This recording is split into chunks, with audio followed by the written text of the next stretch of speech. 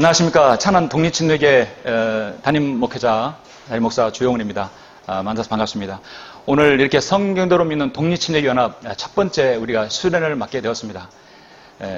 아니죠. 첫 번째 강의죠. 첫 번째 강의 제목은 믿음의 길 함께 가려면. 첫 번째 강의인데 믿음의 길 함께 가려면 어떤 어려운 교리가 아닙니다. 우리가 함께 공감하고 또 함께 우리 자신의 믿음의 길을 되돌아보고 함께 주님께서 오실 그날까지 가자는 의미에서 말씀을 준비했습니다. 우리 함께 이 제목을 한번 다 같이 한번 우리 100명은 안 되지만 한번 큰 목소리로 하시겠습니다. 자, 시작. 믿음의 길 함께 가려면 무엇을 어떻게 해야 되는 것인가? 여러분에게 진솔하게 또 우리가 마음을 이어서 한번 말씀을 나누고자 합니다. 우리 다 같이 본문 말씀 시편 133편을 보시겠습니다.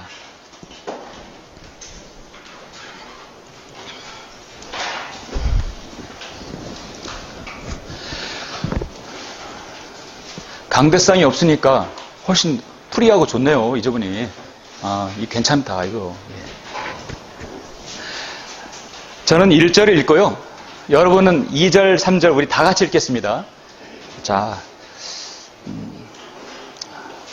100명은 안 되지만 200명 이상의 목소리로 제가 1절 읽고 2, 3절 같이 읽겠습니다. 보라, 형제들이 하나 되어 함께 거하는 것이 얼마나 좋고 얼마나 기쁜가. 시작. 그것은 마치 머리 위에 값진 향유가 수염 곧 아론의 수염으로 흘러서 그의 옷깃까지 내려가는 것과 같고 헤르몬의 이슬 같으며 시온의 산들 위에 내리는 이슬 같도다. 거기에서 주께서 복을 명하셨으니 곧 영원 무궁한 생명이로다. 아멘. 예. 오늘 본문 말씀은 시편 133편인데요. 제가 오늘 믿음의 길 함께 가려면이라는 제목으로 이렇게 본문이 되는 말씀을 고심하다가 이거야말로 이 제목에 딱 들어맞는 본문이구나 이렇게 좀 봐야집니다. 성령님께서 인도해 주셨는데요. 두 사람이 저 밝은 태양빛 비치는 곳으로 다정하게 가는 모습 보이죠? 참 무슨 말을 하는지 몰라도 함께 가는 그 여정을 보고 있습니다. 우리는 이 믿음의 길입니다. 무엇보다도 우리 믿음으로 하나 된 사람들이고 하나님의 말씀으로 하나 된 사람들이죠. 그래서 이 길을 함께 가야 되는데 언제까지? 내년까지? 아닙니다. 후년까지? 아니에요. 우리는 주님께서 오실 그날까지 함께 가기를 원합니다. 여러분 그러시죠? 우리 주위에는 믿음 생활 하다가 어디론가 없어지고 또 사라지고 또 우리를 등지고 가는 사람들이 있어요. 우리는 원치 않는데 상대방이 이걸 거절하는 경우가 있어요. 목회하면서 가장 어려운 게 믿음의 길을 함께 가려고 저는 원하지만 상대가 등을 돌릴 때 가장 마음이 아프더라고요. 자, 그러면 곰곰이 생각해 봤어요. 오늘 이렇게 수련의 특별한 강의, 특강인데요. 설교는 아닙니다. 이 특강을 통해서 우리가 이 믿음의 길을 함께 가려면 우리에게 무엇이 필요한지를 한번 보고자 합니다. 여러분에게 한 사람을 먼저 소개합니다. 제가 강의를 할 때 항상 여러분에게 어떤 걸 소개하나요? 가만히 제 강의를 되돌려 보면 저는 한 가지 여러분에게 소개를 하고 또 무엇을 보여드립니다. 여러분 뭐 했죠? 이 사람의 직업이 뭔지 아십니까? 이름을 알아도 이 사람 직업을 잘 알 수가 없어요. 피터 폴 로벤스랍니다. 로벤스라는 사람이에요. 벨기에 사람인데 제가 늘 여러분 소개하는 한 사람 또 소개하는 것이 있죠. 뭐죠? 항상 제가 여러분에게 그림을 하나 소개하죠. 그리고 그림을 그리는 직업이 뭐죠? 화가를 소개합니다. 이 사람은 화가입니다. 이 사람은 외교관 정치인도 해당하지만 사실 유명한 화가입니다. 16세기 바로크 미술의 거장이에요. 그러니까 15세기, 16세기 사람인데 이 바로크 미술이라는 게 뭐냐면 저도 미술 전공은 아닌데 그 바로크 미술은 아주 열정적이고 정열적이고 사실적이고 무엇보다도 관능적이다. 외설적인 것이 아니라 관능적이다. 아주 디테일하게 관원적이에요. 사람을 그릴 때 힘줄까지도 보일 정도로 그렇게 아주 자세하게 그리는 그 시대입니다. 이 바로크 미술의 거장이에요. 로벤스입니다. 근데 그가 그린 그림이 하나 있어요. 여러 개를 그렸는데 이제 뭐 이런 거를 그렸어요. 이것이 이제 십자가에서 내려진 그리스도란 그런 이름의 그림입니다. 그렇게 유명한 그림이라고 해요. 종교 그림도 많이 그렸습니다. 근데 제가 이제 여러분에게 이 그림을 보여드리려고 하는 것이 아니라 정말 여러분에게 소개해드리는 하는 그림이 있습니다. 얼른 가려야지. 자, 이 그림이 루벤스의 가장 대표적인 그림이에요. 이와 비슷한 그림이 여기도 있어요.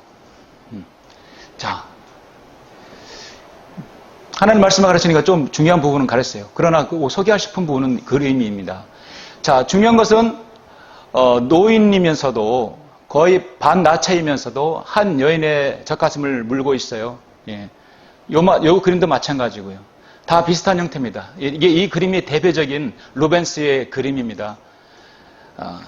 어떻게 누가 보면 어떻게 외설적인 그림이 아니냐. 저거는 처음 보기가 좀 민망하다. 미국 플로리다주 아래에서 남아메리카 중간에 있는 섬나라가 있어요.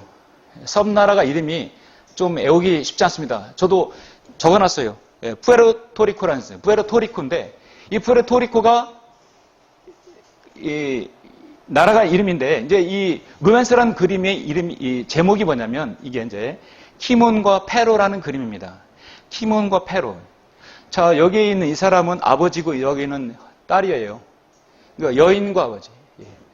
어떤 이성이지만 이게 이제 부녀지간이죠. 키몬이 아버지고 페로가 여인입니다. 그런데 미국에 보면 이렇게 플로리다 아래에 보면 도미니카 공화국 아래에 푸에르토리코 보이십니까? 푸에르토리코가 있어요. 섬나라인데 저 나라의 정식 이름이 푸에르토리코 미국 자치령이라는 이름입니다. 스페인 식민지였어요. 미국은 50개의 주에서 51개 주를 만든다면 저 푸에르토리코란 저 나라를 51개 주로 하겠다는 것이죠. 저 나라가 가장 좋아하는 나라가 미국이에요. 그렇게 미국을 사랑합니다. 미국도 한 주를 늘린다면 저 푸에르토리코를 51주로 만든다고 그래요. 그런데 결정된 건 아니죠. 저 나라에서 태어나면 미국 시민권을 갖게 돼요. 그만큼 아주 밀접한 나라입니다. 그 나라에서 태어나면 미국 시민권을 갖게 되면 일명 한국 사람들은 많이 가겠죠. 아이를 낳으러. 남자아이가 태어나면 군대를 안 가게 되는 거죠. 그런데 이 루벤스가 그린 이 키몬과 페로의 그림이 이 푸에르토리코의 국립박물관에 들어가면 정문에 이 그림이 있어요. 야, 그래도 국립박물관이면 여러분 얼마나 대표적인 그림이고 아주 그 나라를 상징하고 그 나라를 대표하는 그림일 수 있고 사실 체면이 구겨지는 그림이 있으면 안 되겠죠. 그렇죠? 그런데 어떻게 저렇게 외설적인 그림이냐? 그런데 푸에르토리코의 국민들은 저 그림 앞에 가면 눈물을 글썽이면서 숙연해집니다. 사실은 저 키몬이라는 아버지는 푸에르토리코의 독립을 위해서 아주 자신의 전 생애를 드는 독립투사였어요. 독립투사였는데 이게 이제 잡혀서 모진 고문을 당하고 그에게 형이 내려졌는데 어떤 형이 내리냐면 물도 주지 말고 밥도 주지 말고 평생 굶어 죽여라. 그냥 고통 가운데서 굶어 죽여라. 그래서 감옥에서 저렇게 힘든 가운데서 고통 가운데 죽어가고 있었어요. 근데 페로는 그 사실을 자신의 아버지가 자신의 민족의 독립을 위해서 그렇게 모진 고초와 또 그렇게 굶고 있다는 것을 알고 생명이 얼마 남지 않았다는 것을 알았어요. 그리고 간신히 허락을 얻어서 면회를 간 겁니다. 이제 자신의 아버지가 이제 마지막 아버지의 모습을 보게 되는 것이에요. 그래서 감옥에 가서 보니까 초죽음입니다. 물도 못 먹었어요. 그래서 이 페로라는 딸은 내가 이 아버지를 위해서 이 민족의 독립을 위해서 싸운 이 훌륭한 나의 아버지를 위해서 내가 해야 할 일이 무엇이냐. 보니까 너무 굶고 물도 못 마셨어요. 해야 할 것은 이제 얼마 전에 출산한 자신의 몸으로 할 수 있는 것, 얼른 젖가슴을 내놓고 아버지에게 그 목이라도 축이라고 했던 것이에요. 그래서 그 그림이 바로 이 그림이에요. 그러니까 이 그림을 모르고 보면 이거 외설적인 그림 아니냐? 어떻게 이 그림이 푸에르토리코의 국립박물관에 정면에 내느냐? 우리는 이 그림의 단순함을 딱 알지 못하면 참으로 심오하고 숭고한 그림이라는 걸 알지 못하면 엄청나게 오해를 할 수 있어요. 그렇죠? 그러나 사실을 알고 보면 숙연해지는 그림이라는 거죠. 저는 왜 이 그림을 여러분에게 소개하냐면 우리는 이 세상에 이제 보이는 것이 있어요. 보이는 것은 여러분 눈으로 보는 거예요. 근데 보이는 것은 다 여러분 진실입니까? 맞습니까? 조금 전에 봤어요. 그러죠? 저 그림은 외설적인 그림이다 했는데 알고 보니까 그게 아니었다는 얘기예요. 사실 보이는 것은 진실이 아닐 수도 있어요. 맞습니까? 자, 사람들의 말은 진실입니까? 그렇지 않을 수도 있고 그럴 수도 있어요. 한 사람이 얘기를만 듣고 보면 정말 그래? 또 이 사람 말 보면 정말 그래? 진실을 알기 전까지는 우리는 어떤 일에 대해서 함부로 말하지 말고 함부로 또 행동하지 말아야 되는 것이죠. 저는 오늘 여러분에게 이 말씀을 드리는 것은 우리 교회는 말이에요. 불러냄을 받은 사람들의 모임인데 에클레시아라고 하죠. 에클레시아. 참 좋은 말이죠. 에클레시아. 이 에클레시아는 에클레시아는 불러냄을 받았다 해서 이스라엘의 백성들이 광야에서 불러냄을 받을 때도 에클레시아입니다. 이교도들의 모임도 에클레시아예요. 그러나 우리가 에클레시아 한다 하면 뭡니까? 그것은 뭐죠? 다 같이 성경대로 믿는 그리스도인의 모임이에요. 바로 지역교회입니다. 독립침례교회 맞죠? 지역교회. 이 지역교회에 모이게 되면 어떤 사람은 환경이 달라요. 그러죠? 어떤 사람은 뭐죠? 성격도 차이 납니다.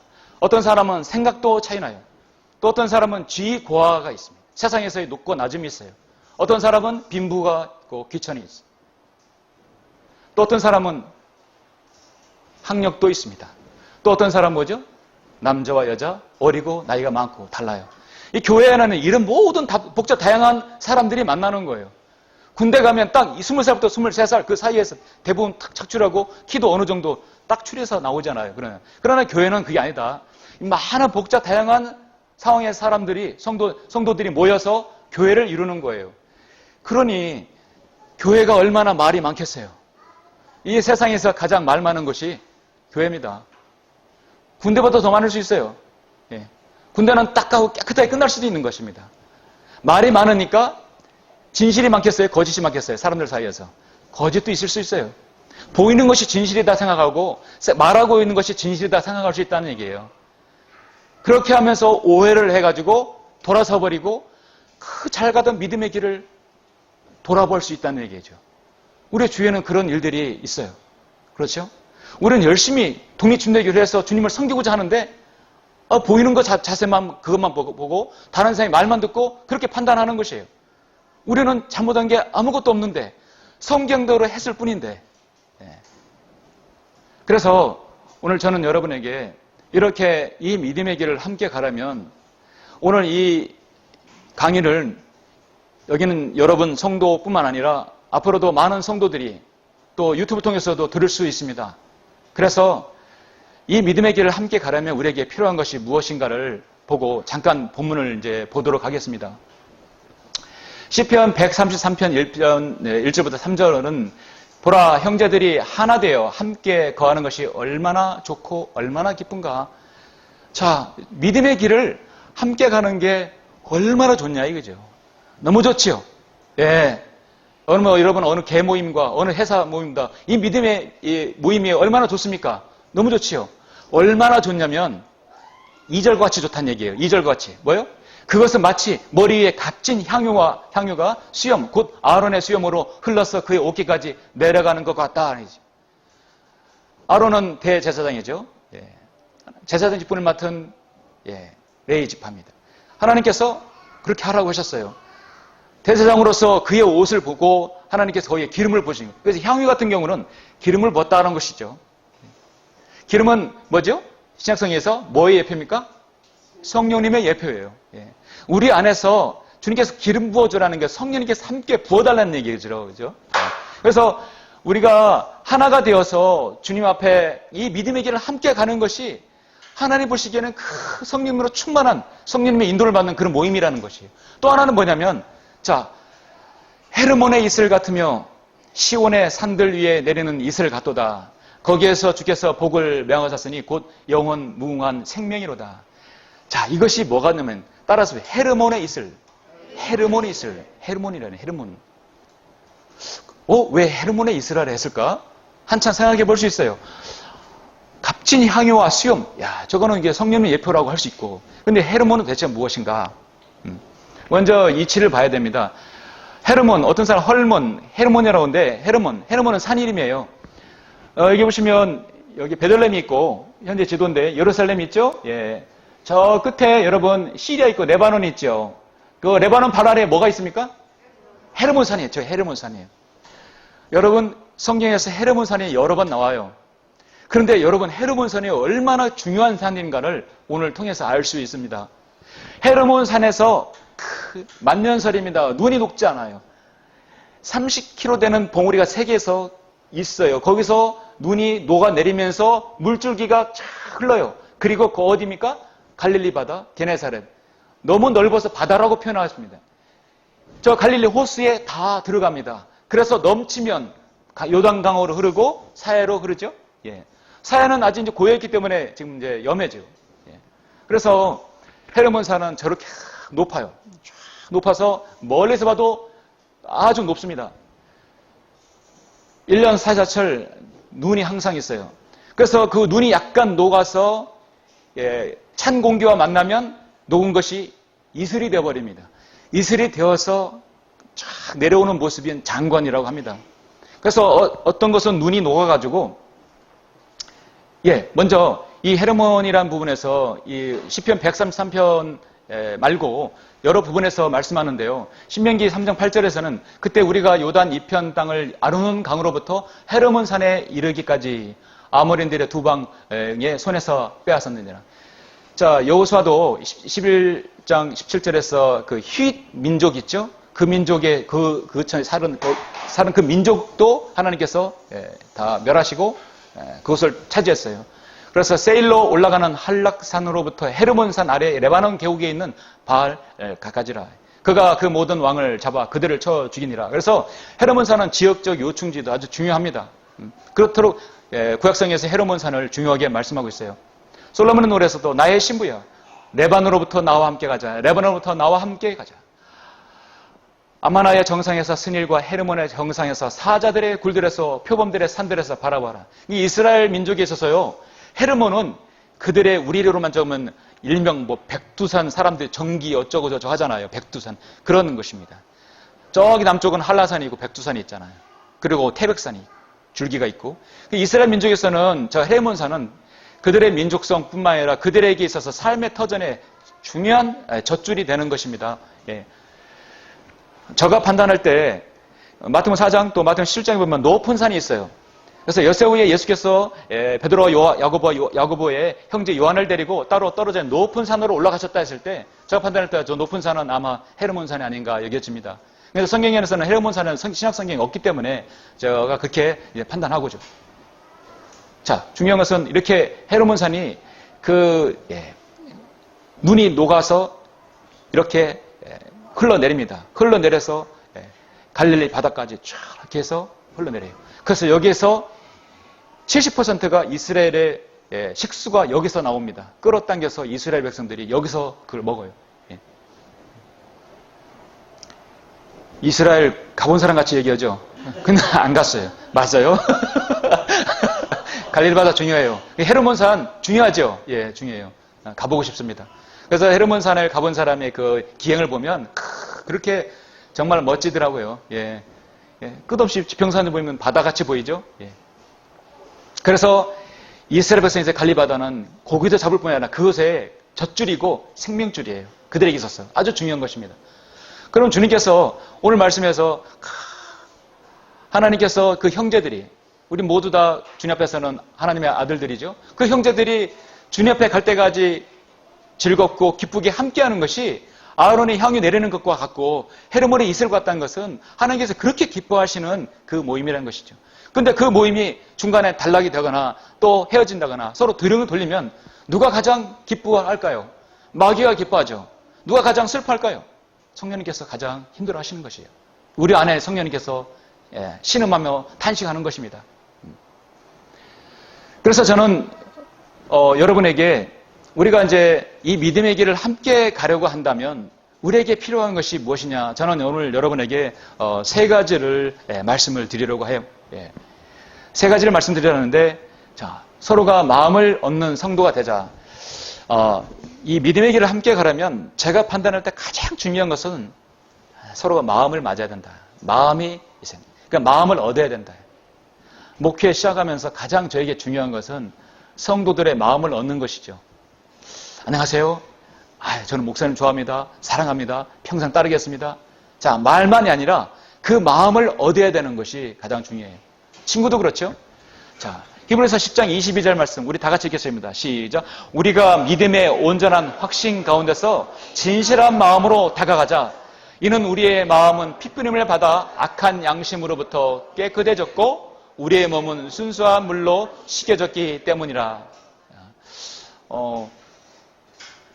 잘 이렇게 사귀었던 또 오랫동안 같이 했던 친구, 특히 우리 이 믿음의 동료, 또 자매, 또 형제, 그런 분들이 어느 날 이렇게 돌아서거나 우리는 정말 신실하게 했을지라도 상대가 돌아설 경우에 우리는 왜 저 형제가, 왜 저 자매가 그랬을까라고 생각을 하게 되죠.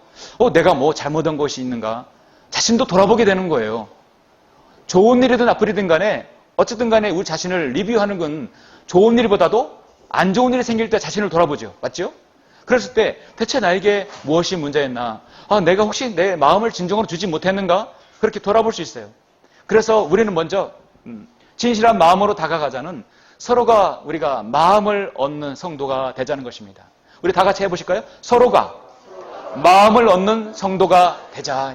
마음을 어떻게 얻느냐?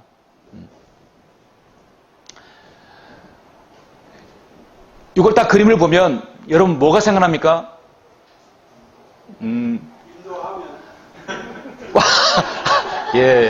전혀 저의 상상을 인도하면요. 인도하면은 길이 없습니다. 비슷하네요. 지금 보니까. 그런데 저기에 길이 뚫렸어요. 여러분 길이 가깝습니까? 뭡니까? 길이 멀죠? 멀죠. 자, 여러분께 질문 들어갑니다. 먼 길을 가장 빨리 가는 방법 무엇이겠습니까? 예? 거기서 나왔는데 우리 저기 안종호 형제님 뭐죠? 함께 가는 것. 함께 가는 것. 맞습니다. 그런데 날아가는 것인데 인간은 날 수가 없어요. 날개가 없기 때문에 날라서 함께 가는 것도 안 되고 달려가면 피곤하기니까 함께 가야 되겠죠. 함께 가는 거를 두 자로 무엇이라고 하죠? 맞습니다. 맞았는데요. 오늘은 상품 없습니다. 제가 너무 자주 드리니까 남발하는 것 같아서 죄송합니다. 맞습니다. 이게 무슨 자죠? 동자죠? 그 다음 뭐죠? 무슨 자죠? 이게 바로 캘리그라피라고 그래요.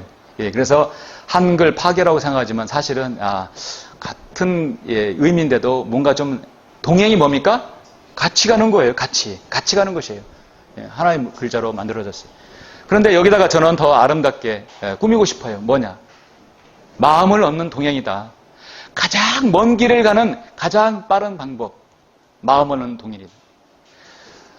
가만히 보면 마음을 얻는 동행은 여러분 다 이제 결혼하기 전에 우리 처녀 총각, 우리 형제 자매님 아직 결혼하지 않는 우리 형제 자매님들 이제 연애 시절도 있을 것이에요. 우리 결혼하신 분 10년이 됐고 20년이 30년이 됐어요. 지난해를 생각하면 여러분 연애 시절이 떠올리죠. 자, 데이트하실 때 길이 멀어요. 집이 천안이고 처가는 저쪽, 처가 될 사람은 저쪽 멀어요. 그런데 그 길이 찻길이든 비행기 길이든 아니면 기찻길이든 간에 중요한 것은 그 먼 길 가는 것인데도 지루합니까? 지루하지 않습니까? 안 지루해요. 예. 먼 길 가도 운전을 가도 2시간을 지나도 끄떡 없어요. 운전이 치밀해. 예. 괜찮다는 것이에요. 예. 예. 자, 마음을 얻는 동행은요, 멀리 가도 괜찮습니다. 아무리 멀리 가도 시간 가는 줄 몰라요. 왜냐? 사랑하니까. 그렇죠? 사랑하는 사람이. 여러분, 이제 연애 시절에는 그렇게 해서 멀리 가도 데려다 줄게. 괜찮아? 운전이 취미야. 예. 멀리 가도 괜찮아. 끄떡 없어. 돌아가는 거 괜찮아. 그런데 결혼하고 나면 아내가 여보 시장 보게 오늘 마트 좀 같이 갈까? 예. 무슨 마트? 택시 타고 가. 돈 줄게. 예. 여러분 우리 그렇게 한 적 없습니까? 옛날 시절에는 그 먼 길을 마다 가지만은 지금 시절에는 그런 순수함, 그런 기대감, 신비로움 혹시 사라질지도 몰라요. 그러나 우리가 함께 가는 길에서는 사랑하는 사람하고는 마음을 얻어야 되는데, 자, 여러분에게 마음을 얻고 동행을 하게 되면 먼 길이라도 갈 수 있어요. 그러면 이 마음을 얻는 동행과 반대되는 말은 무엇입니까? 무엇이겠습니까? 여러분 생각하실 때 마음을 얻는 동행. 근데 짧은 길인데도 바로 10분만 되는 거리인데도 같이 가야 될 일이 있어요. 어떤 때는 엘리베이터에서 만나고 10분을 가야 되는데 마치 1시간 같이 가는 느낌이 있을 겁니다. 어떤 때 그렇습니까? 제가 판단할 때는 뭐죠? 불편한 동행이에요. 불편해. 단 1분도 함께 말 섞고 싶지 않는 사람 있죠? 그렇죠. 저 10km 되는 거리를 걸어서라도 함께 한다면 좋다는 사람이 있지만 정말 마음이 불편하면 단 100m도 함께 가는 게 어려울 겁니다. 그러니까 여러분 앞뒤 우리 성도 여러분 먼 길이라도 여러분 마음을 얻는 동행입니까? 아니면 불편한 동행입니까? 여러분 오실 때 천안에서 오시고 저 멀리서 오셨잖아요. 그러죠? 오실 때 2-3시간 걸려서 오셨는데 여러분 좀 짧았죠? 대답이 없으세요. 지루했어. 지루해. 이거 언제 빨리 도착하나? 휴게소 없어? 휴게소? 아니죠. 여러분 불편한 게 마음을 얻는 동행일 것입니다. 여러분은 우리가 서로 마음을 얻어야 돼. 그게 가장 여러분에게 참 쉽지만은 않습니다만은 내 안에 사랑이 있으면 가능하시죠. 두 번째는 뭐냐면 우리가 이제 이 믿음의 길을 함께 가는 데 있어서는 마음을 얻었다면 저는 두 번째로 중요하다고 생각하는 것이 바로 서로 간에 있어서 가장 중요한 건 따라서 지속적인 신뢰가 있어야 한다. 신뢰가 있는데 앞에 뭐가 있습니까? 지속적인. 어제까지 신뢰, 오늘 끝. 그게 아닙니다. 언제까지 지속입니까? 주님 오실 때까지 우리가 이 신뢰가 지속돼야 한다는 것이죠. 고린도후서 8장 22절, 23절에 보시면 또 우리는 그들과 함께 우리의 형제를 보내었으니 우리가 여러 번 많은 일로 그 사람이 성실함을 증명하였으며 또 내가 너희 안에 가지고 있는 큰 신뢰로 지금은 더욱더 성실하니라. 디도로 말하면 그는 나의 동반자요 너에게는 동역자이며 또 우리 형제들 말하면 그들은 여러 교회의 사자들이요 그리스도의 영광이니라. 저는 지역교회를 운영할 때 이제 결정하는 부분에서는 마지막 의결 기구라고 해야 되나요? 저는 동역자 회의를 거쳐서 모든 걸 결정합니다. 마지막에. 이 동역자 회의를 거치면 결정을 내리고 특히 중요한 어떤 안건이 같은 경우는 제가 경청을 합니다. 왜냐? 저는 이 동역자회가 너무 중요하기 때문에. 왜냐하면 사도 바울은 디도로 말하면 그는 나의 동반자요 동역자라고 말씀하고 있어요. 동역은 뭡니까? 동역은 같은 짐을 지고 가는 사람이에요. 무거운 것도 같이 지고 가벼운 것도 같이 지는 것이에요. 즐거운 것만 지는 것이 아니라 슬픔도 같이 지는 것이에요. 그게 우리의 동역자입니다. 즐거움과 슬픔과 고난과 어려움을 다 함께 지는 사람끼리 교회를 같이 운영하고 또 여러분 같이 가는 것이에요. 주님께서 오실 그날까지입니다. 그래서 그 동역자에게는 서로가 우리가 신뢰가 있어야 되는데 앞에가 뭐냐면 지속적인 신뢰가 있어야만이 우리가 이 믿음의 길을 함께 갈 수 있다는 것이죠. 이 그림을 보시면 이 그림에서 제가 지금 미리 지속적인 신뢰라고 말씀드렸는데 먼저 이 그림을 봤다면 여러분에게 가장 생각나는 것이 어떤 단어입니까? 어떤 명제로, 어떤 명사로 여러분 표현을 한다면? 저는, 예? 말씀하셔도 괜찮아요. 예.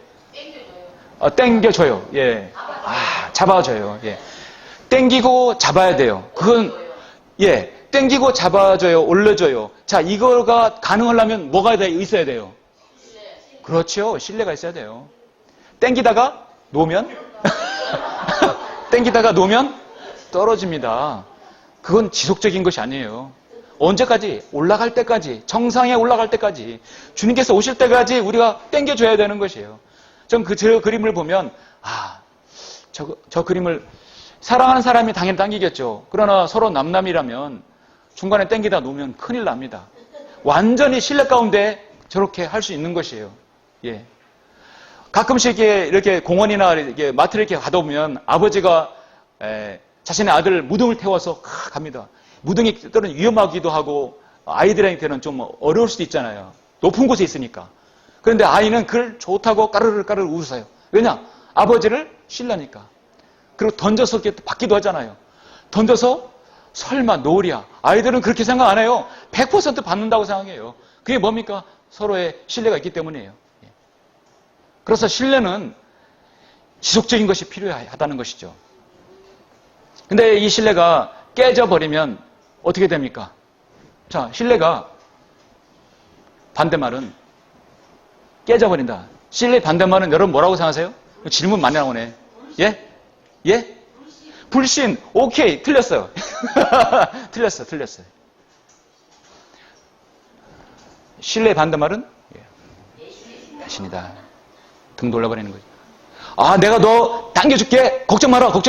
근데 당기다가 놔버리는 거예요. 배신이에요. 불신은 믿음의 반대말 같아요. 제가 볼 때는.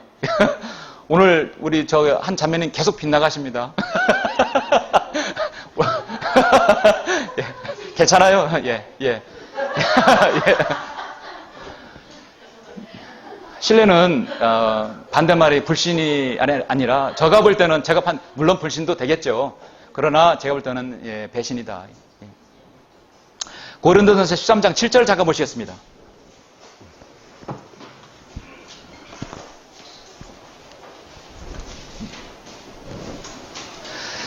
고린도전서 사랑장이죠. 13장 7절.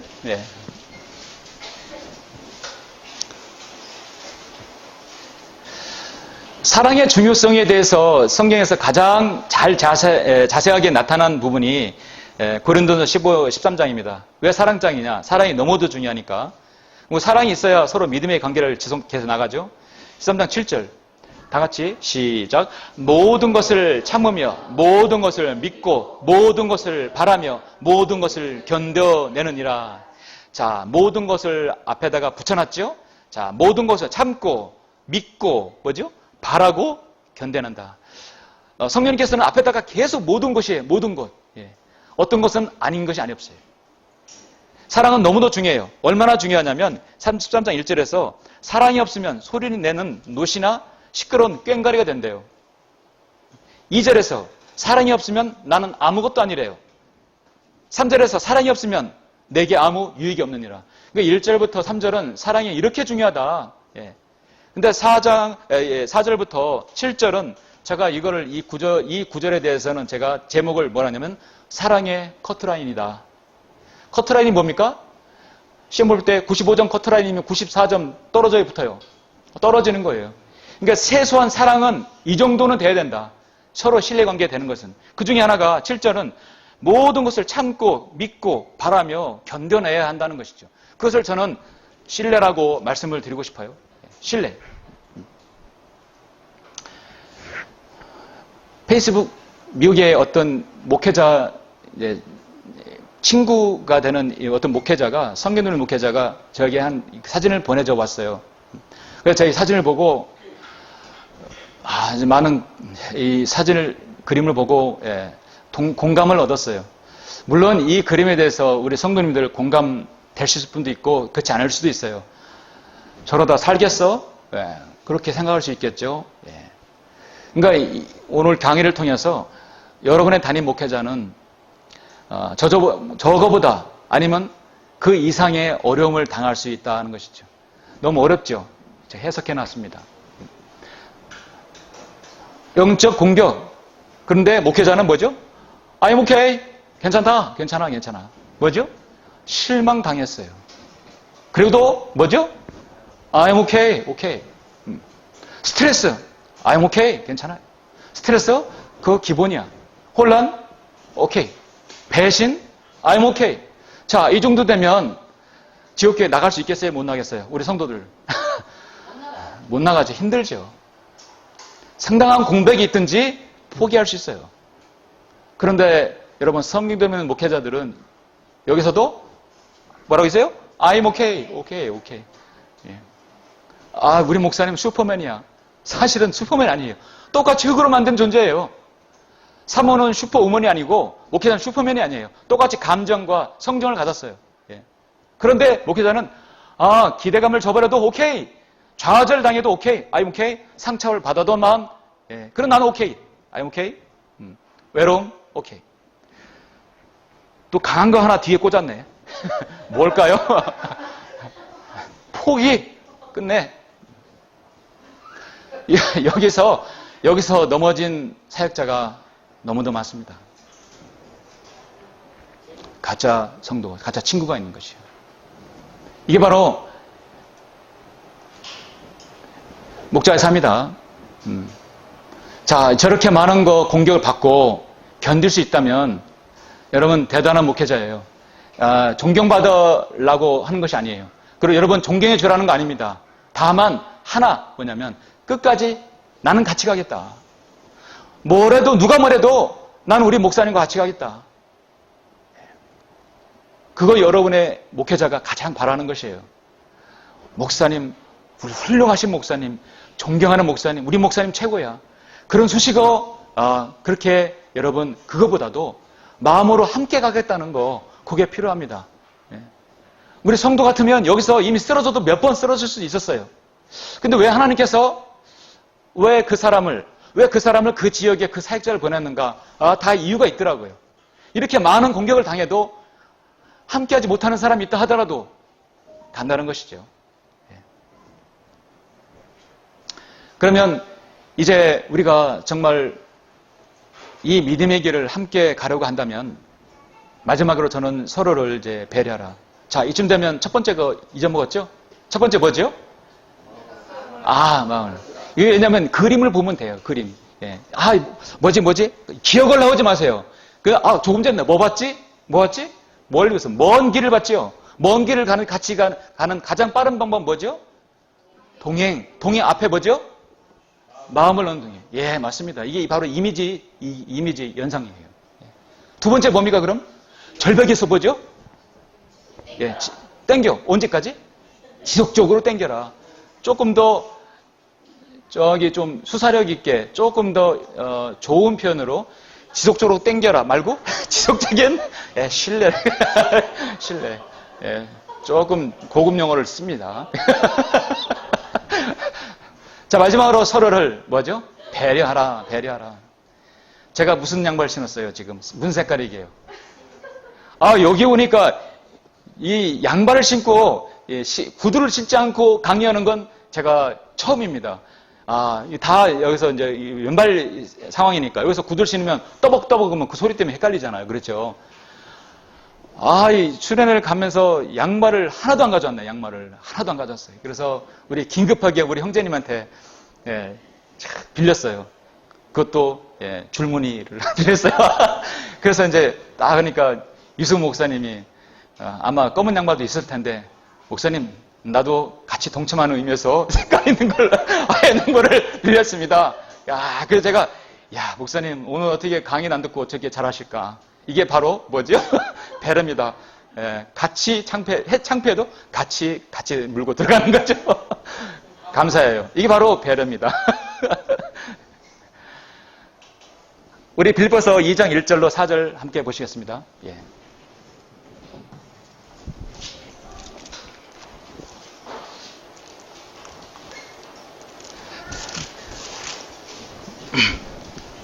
빌보서 2장 1절로 4절 자, 1, 2절 제가 읽고 3, 4절 같이 읽겠습니다. 그러므로 그리스도 안에 어떤 격려나 사랑에 이루나 성령의 교제나 인정이나 자비가 있다면 같은 생각이 되어 같은 사랑을 가지고 하나 되고 한 생각이 되어 너희는 나의 기쁨을 이루라. 3절 4절 시작. 어떤 일도 다툼이나 허영을 따라서 하지 말고 오직 생각의 겸손함으로 남을 자신들보다 존중하고 각자 자기 일만 돌보지 말고 남의 일도 돌아보라. 아멘. 각자 자기 일만 돌보지 말고 남도 돌아봐라. 내가 먹고 살기 있고 지금 힘들어 죽겠는데 내 발에 지금 불도 먼저 꺼야 되는데 남을 돌아볼 시간 어디 있어? 이게 바로 세상이에요. 여러분 문 밖에 나가면 바로 이런 정글에 우리 살고 있는 것입니다. 예. 자신 돌아볼 때가 언제 있어요? 자신 돌아보고 남 돌아볼 그럴 시간이 어디 있습니까? 예. 그런데 여기서 2장 1절의 분위기 중요한 것이 뭐냐면 그리스도 안에 어떤 격려나 사랑의 이루나 성령의 교제라고 말씀하고 있습니다. 믿음의 길에서 함께 가는 것은 그 주체가요 성령님께서 하셔야 합니다. 오늘 강의 들었으니까 이 믿음의 길 함께 가야 돼. 이걸 애우는 게 아니라 그걸 주관하신 분이 여러분 안에 계신 성령님이에요. 그 모든 교제는 누가 주관한다? 성령님께서 주관하시는 거예요. 그 교제는 성령님의 교제가 관장돼야 돼요. 거기에는 마지막으로 3, 4절의 말씀처럼 각자 자기 일만 돌보지 말고 남의 일도 돌아보라. 남을 자신들보다 존중하라고 말씀하고 있어요. 존중하라. 예, 존중하라. 남을 돌아보는 것이에요. 이 사람은 누구 같습니까? 마하트마 간디. 마하트마라는 위대한 영혼이라는 인도의 타고르 신이 이름을 붙였어요. 원래 본명이 좀 길어요. 기억을 못하는데 그냥 마하트마 간디. 그래서 탁월한 영혼을 가진 사람이다. 이름을 지었는데 저 사람은 법률가이고 인도의 독립운동가이고 인도의 정신적인 지주예요. 그러죠? 절대적인 사람입니다. 그가 변호사였을 때 이런 일이 있었어요. 자, 사람 보이죠? 예, 기차를 타고 가다가 보니까 뭐를 던졌어요? 신발을 던졌어요. 신발을 던졌는데 자신의 신발은 저기 하나 떨어져 있어요. 신발을 던졌어요. 자, 여기서 동화책에 이런 동화책이 나오더라고요. 간디는 왜 신발 한 짝을 던졌을까? 간디는 왜 신발 한 짝을 던졌을까? 동화책이니까 유일하게 초동생이 한 명 여기 있습니다. 자, 우리 초동생 한 명. 예. 성훈아? 간디는 왜 신발 한 짝을 던졌을까? 틀려도 괜찮아. 박수! 박수 좀 쳐보세요. 박수. 예. 한참만 하면 이 깨끗 발을 어떻게 다녀요, 그러죠? 기차를 타고 가는데 플랫폼에 딱 올라가자마자 한 발이, 신발 하나 떡 떨어졌어요. 그래서 가다가 안 되겠지 싶어서 얼른 신발 하나 던져서 거기다 딱 던져놓은 거예요. 친구가, 아니, 왜 신발 하나를 거기다 던지는가? 이보게 친구, 내가 신발 한 짝이 무슨 소용이 있나? 그 신발 한 짝을 던져놔야 다른 사람이 신발을 한 켤레를 신지 않는가? 예. 이게 뭐라고요? 세 번째? 예, 배려죠, 배려. 예. 인간관계에 골든 룰이라는 게 있는데요. 예, 골든 룰 법칙은 사실 이 모든 것은 어떤 법칙, 무슨 이런 정의, 이런 모든 것은 다 성경에 나오는 것인데 누군가가 자신에게 해주기를 원하는 그대로 남에게 실천하라는 것. 내가 받고 싶으면 먼저 거기에 대해서 하라는 거예요. 이게 우리 그리스도인의 참 믿음으로 함께 가는 길 중에 하나예요. 그러죠? 내가 하고 싶을 때, 받고 싶을 때면 그거를 먼저 다른 사람에게 한번 해봐라. 그럼 그 사람이 그거 받고 가만히 있고 입 싹 닦아버리면 저는 실망할 수 있을 것 같아요. 그래도 웃음으로 또 한번 해줄 수 있다는 거죠. 대단한 영적 성숙이죠. 예. 여러분은 무언가를 받고 싶어하면 무언가를 커피 한 잔을 받고 싶으면 커피 한 잔을 먼저 어떻습니까? 자, 작은 거 하나, 어떤 돈이 들어가는 게 중요한 게 아닙니다. 무엇인가 자신에게 해주기를 원하는 그대로 남에게 실천하는 것이 사실 골든 룰인데요. 고린도전서 13장 5절을 보시겠습니다.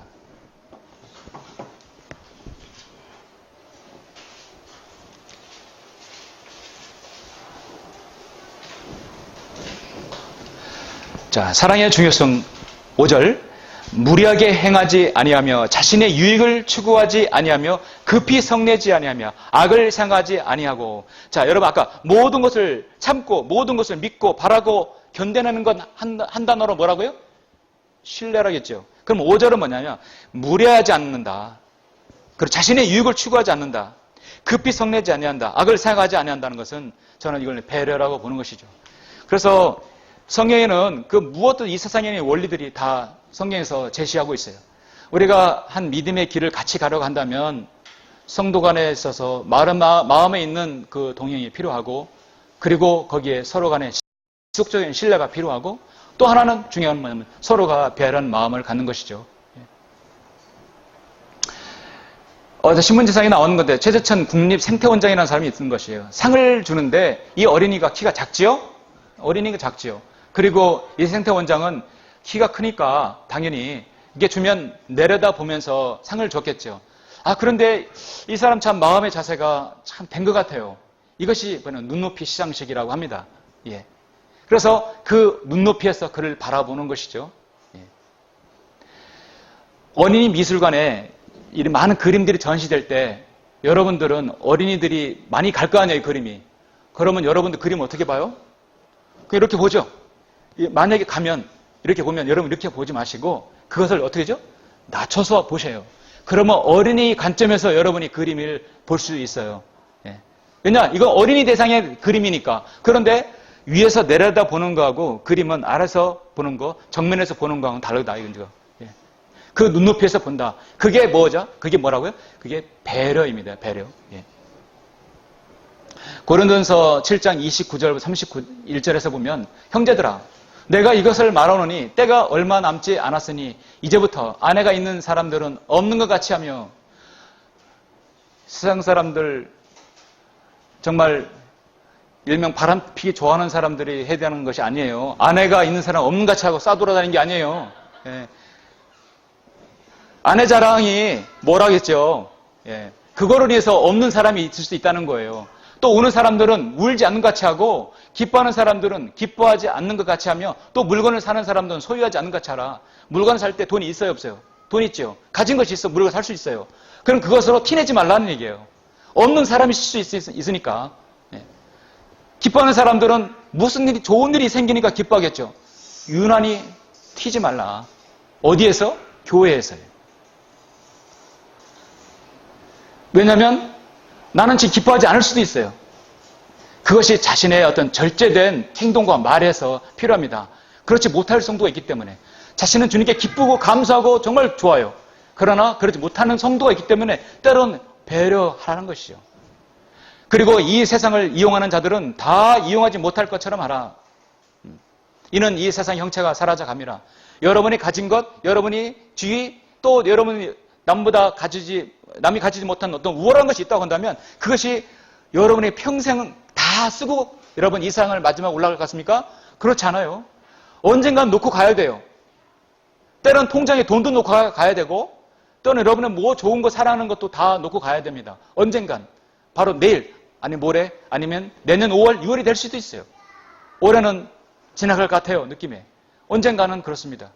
그래서 우리는 그것들이 우리 자신 안에서 다른 사람에게 못할 수도 있기 때문에 배려하는 차원에서 저는 기뻐하는 사람들은 기뻐하지 않는 것 같이 하고 물건을 사는 사람들은 소유하지 않는 것 같이 하라. 한마디로 우리 그리스도인은 있는 듯 없는 듯. 뭐죠? 또 없는 듯? 예. 있는 듯 하면 그런 위선적이 될 수도 있으니까 조심해야 되겠죠. 예. 누구죠? 우리의 존경하는 피터 러크만 스승님이죠. 그런 마지막 주님께서 그를 2016년 부르시기 전까지도 그 노년에 불과하도 노년의 그 생애에도 불구하고 그 거리에서 복음을 전합니다. 진정한 성경대로 믿는 그리스도인의 스승이에요.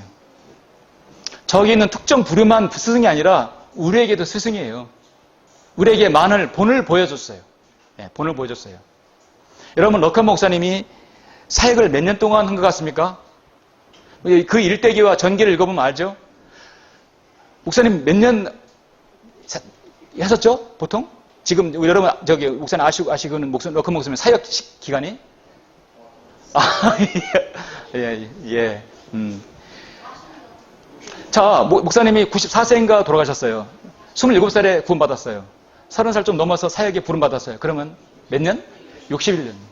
61년 사역했어요. 정리를 하는 말씀에서 이 말씀을 여러분이 드리고 말씀을 정리하고자 합니다. 러커 목사님은 2012년쯤 그의 자서전적인 글에서 사역의 기쁨에서 다음 같이 말했다. 저는 이 글을 굉장히 아주 사랑하고 좋아하고 너무 이 글이 저에게 도전이 되었고 참 좋은 글이라고 봐요. 이 사역의 기쁨에는 글이 있습니다. 없는 분은 말씀하시면 제가 드릴게요. 꼭 여러분 읽어줍니다. 핵심적인 것만 여러분에게 알려드립니다. 90세가 된 지금 4년 전이죠. 그러니까 94세 주님께로 부름받았으니까 나는 거의 내 한계에 다다르고 있다. 나는 지난 61년간 사역을 해왔다. 베드로든 사도 바울이든 자신이 생을 마치고 올라갈 때쯤에 다 알게 돼요. 베드로 후서도 승리의 찬가이고 디모데 후서도 승리의 찬가예요. 자신이 주님께 부름받기 직전의 그 상황을 다 아주 넘치는 기쁨과 그 필체로 기록했어요.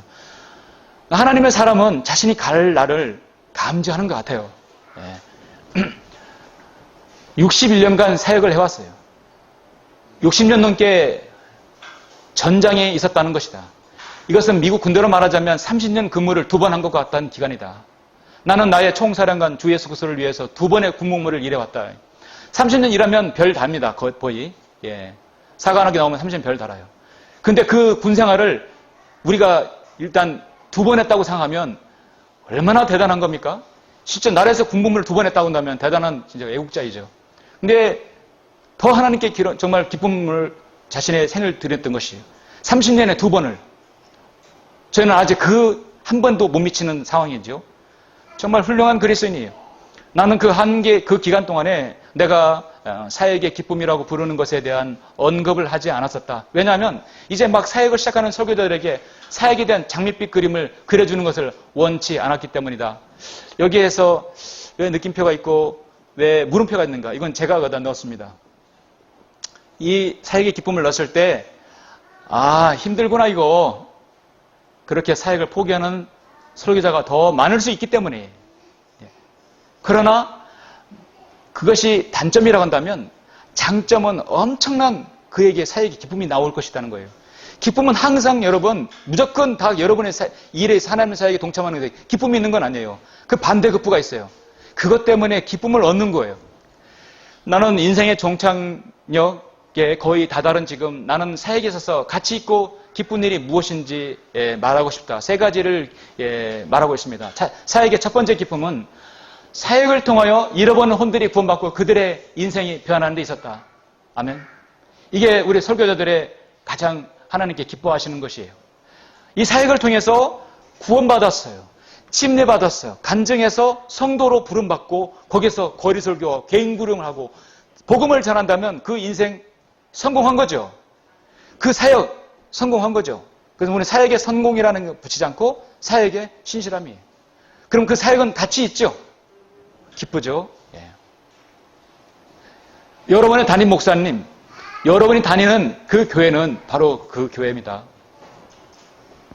여러분 집에 가면 여러분 생활하다 보면 단골이 있죠? 단골, 단골이 있어요. 저는 머리 깎는 곳 단골, 드라이 클리닝하는 단골, 급할 때 밥을 먹는 단골, 뭐 있어요. 최소한 여러분은 단골 3개, 4개 있을 것입니다. 단골이 좋은 이유가 뭘까요? 딱 들어가면 손님 어서 오세요. 딱 머리 깎으려면 앉아. 그러면 그 머리 이발사는 저에게 딱 한마디만 해요. 예전대로 하시죠? 딱 그만하면 돼. 예전대로 하시죠? 말 안 해도 알아. 내 스타일을 아니까. 그러면 예전대로 깎아요. 저는 예만 해요. 그럼 알아서 해요. 무엇을 하더라도 단골이면 그 주인이 나를 알아줘요. 그런데 저는 단골을 정하는 기준이 하나 있어요. 내가 갔을 때 반드시 문을 열어야 돼. 처음에 정할 때. 갔는데 기껏 내가 뭘 요구해서 하려고 하는데 문이 닫혀 있어. 잠시만 며칠 중 뭐죠. 문 닫혀 있으면 저는 되도록이면 안 갑니다.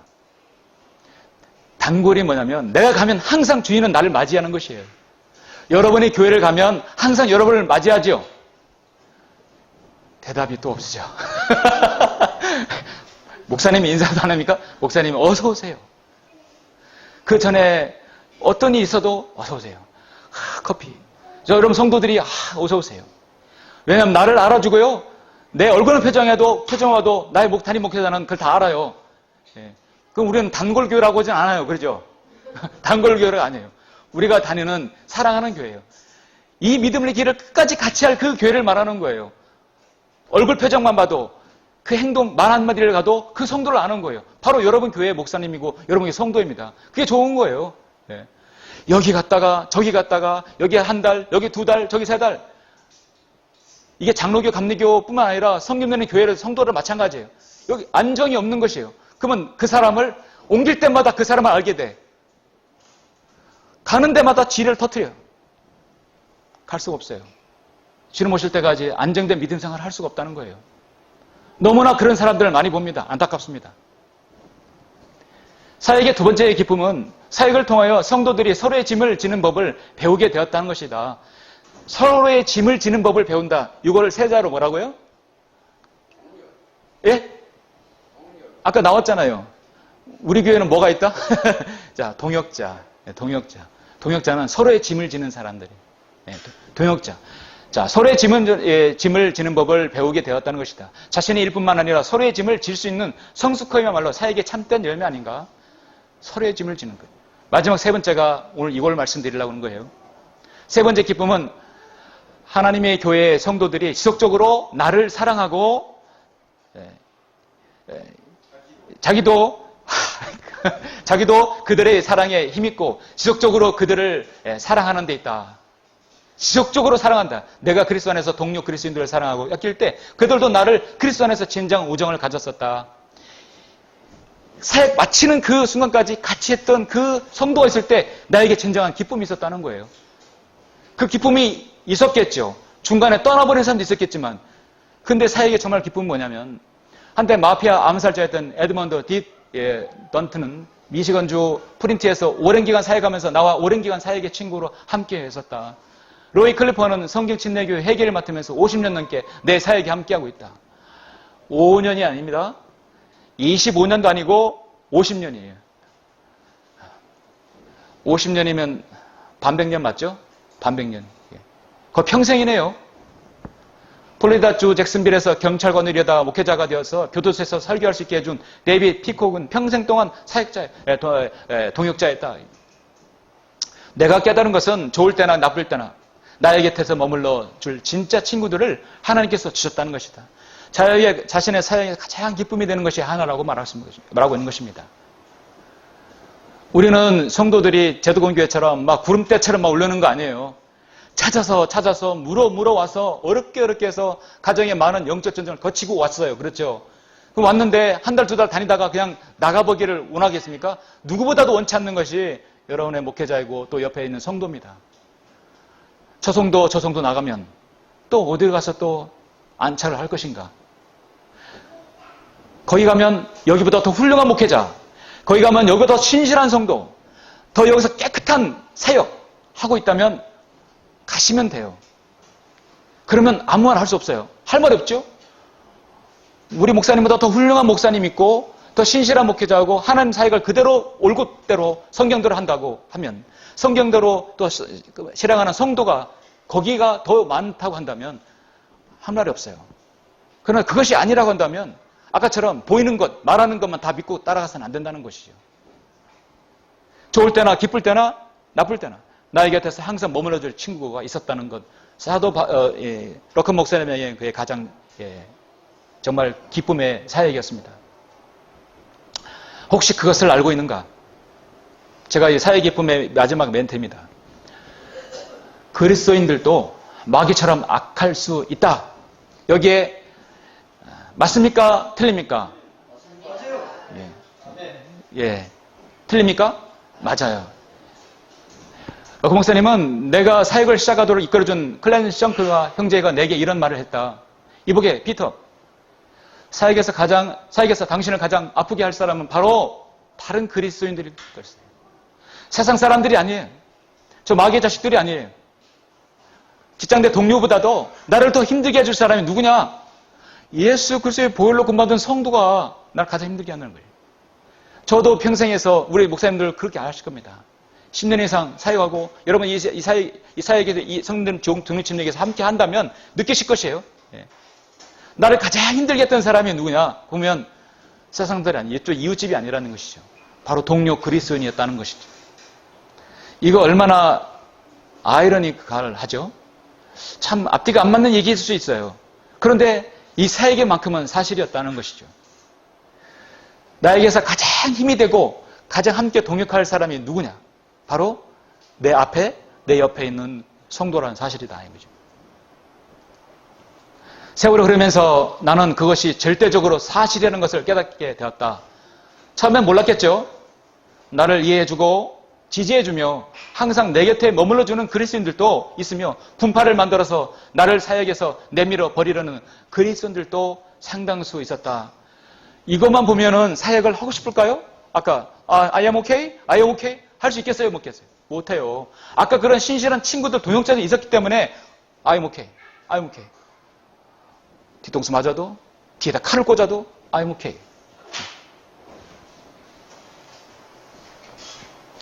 성경대로 믿는 사역자로서 나는 의사나 변호사나 정치인들이 할 수 없는 영원한 것을 했다는 일은 더 없는 축복이자 영광이었다. 그래서 그 영광의 면류관을 우리가 주님께 목회자는 돌려드릴 수 있고 그 영광의 대열에 그 대열에 바로 저와 여러분이 함께할 수 있는 것입니다. 그렇죠?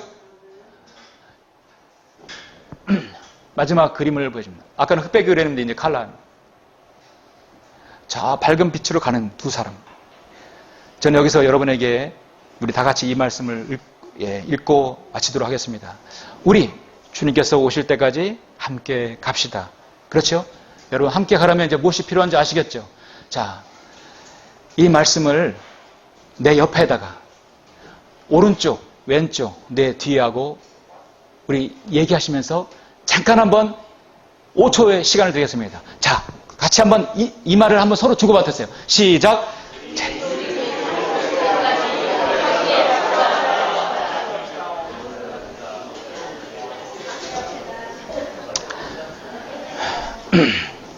아유, 또 뭐 이것도 쑥스럽게 또 뭐 이런 거 해야 돼요.